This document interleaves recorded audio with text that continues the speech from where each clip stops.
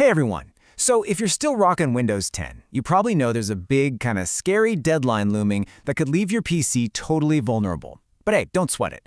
Today we're going to dive into exactly how you can keep your computer safe and sound with what's called Extended Security Updates, or ESU, after Microsoft officially pulled the plug.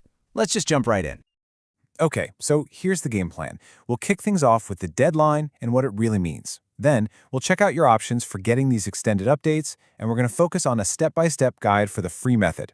After that, I've got a couple of important warnings you'll want to hear, and we'll wrap up by thinking about the big question: what's your long-term move? So, let's dive right into it. We are talking about the end of an era for what has been one of the most popular operating systems, well, ever. All right, here's the date you need to burn into your brain: October 14th, 2025. This is the official day Microsoft stops providing free support, and this is the big one, free security updates for Windows 10. But what does end of support really mean for you? Well, it means your PC won't get those critical patches that protect you from viruses, spyware, all that nasty stuff. Your computer could basically become a sitting duck for all kinds of security threats. Now, while that October 2025 date sounds super final, right? Well, it's not quite the end of the world. Microsoft has this program called Extended Security Updates, the ESU program, and it can buy you one more year of security, pushing that protection all the way out to October of 2026. Okay, so let's get to the good stuff, the solutions. Microsoft has actually laid out 3 very different ways for you to get into this ESU program. And they've made the options incredibly simple. You can pay $30 directly, you can use 1,000 of your Microsoft Rewards points, or, and this is the one we're going to focus on, you can get it for free. All you have to do is back up some files to OneDrive. Yeah, you heard that right. Totally free. So, let's get into the nitty-gritty. How do you actually get this free year of updates? It's actually surprisingly easy. Okay, stop. Before you do anything else, and I cannot stress this enough, you have to make sure your Windows 10 is completely up to date.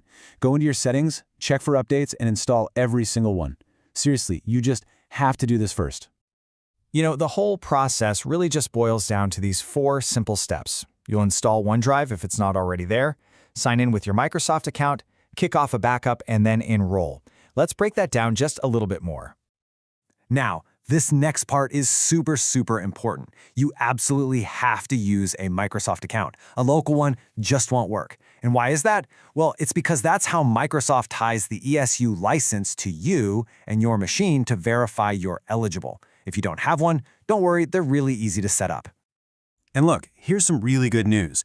You do not have to back up your entire computer to qualify for this. Microsoft is not asking for much here. Just syncing your settings or maybe even a few small folders over to OneDrive is enough to check the box. Just one thing to keep in mind though, the free OneDrive plan gives you 5 gigabytes of storage. Now, if you're just backing up settings or a couple of documents like we talked about, that's more than enough space. But if you try to back up huge video files, you might run into that limit pretty quick. All right, moving on. I've got to give you a quick heads up about a couple of things, a couple of potential little quirks in this process that you really want to know about so you don't get confused.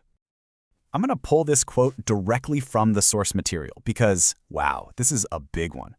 The second you sign into OneDrive with that Microsoft account, Windows might just go ahead and change how you log into your whole computer, and it might not even tell you.